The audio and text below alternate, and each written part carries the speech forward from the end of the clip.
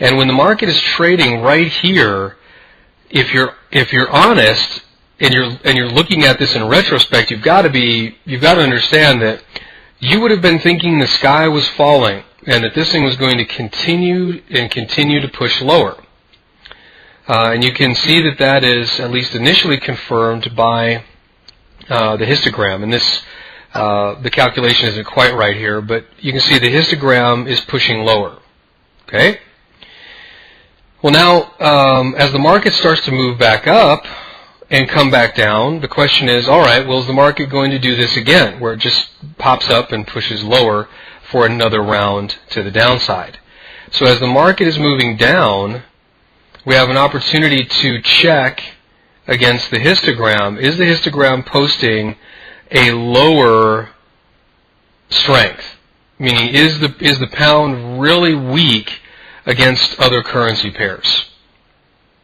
And as the pound starts to move up, is the currency getting stronger overall, or is it getting weaker? In other words, does the strength stay low like it did over here? You can see that in general, in this area on the chart where I've circled it, let me move this up just a little bit if I can. I think I've locked up my MetaTrader.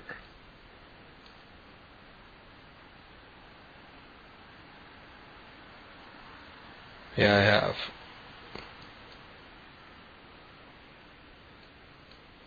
Okay. So MetaTrader is no longer responding. Great. I love computers, don't I? Okay, so if the strength is staying low,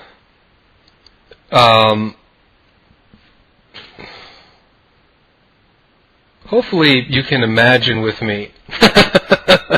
Imagine, if you will, friends, what I'm talking about. If the currency is staying low, as the market is moving down, that is going to indicate overall weakness in the currency and that the trend should continue. So we get a bit of a dual benefit out of this kind of indicator, in that we have an indicator which will give us a reversal, meaning what's the likelihood that the market will continue. So, for example, when the market's down here, if you don't want to buy, or I'm sorry, if you don't want to sell, once it bounces up and starts to break through this low, is the histogram lower? And you can see that it is. So the strength overall with the pound is low. Okay, so that's giving you a confirmation that the trend is continuing.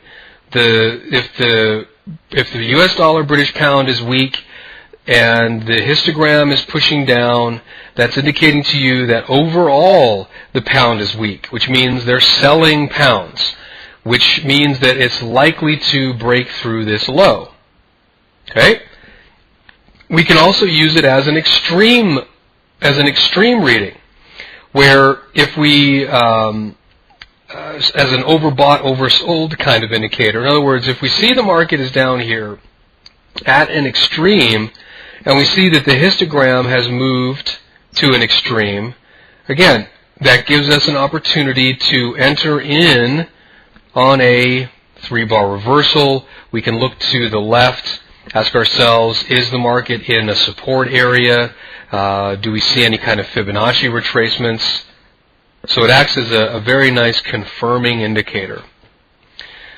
And then the last tool, which is more of an intraday momentum indicator than anything else, you can see that this just looks like an oscilloscope down here, almost like we're watching somebody's heartbeat. When we go down to the smaller time frames, like a 30-minute or even a 15-minute, and a little bit on the hourly, what this will do is register basically how many trades are going through per second. So what's the speed of trading?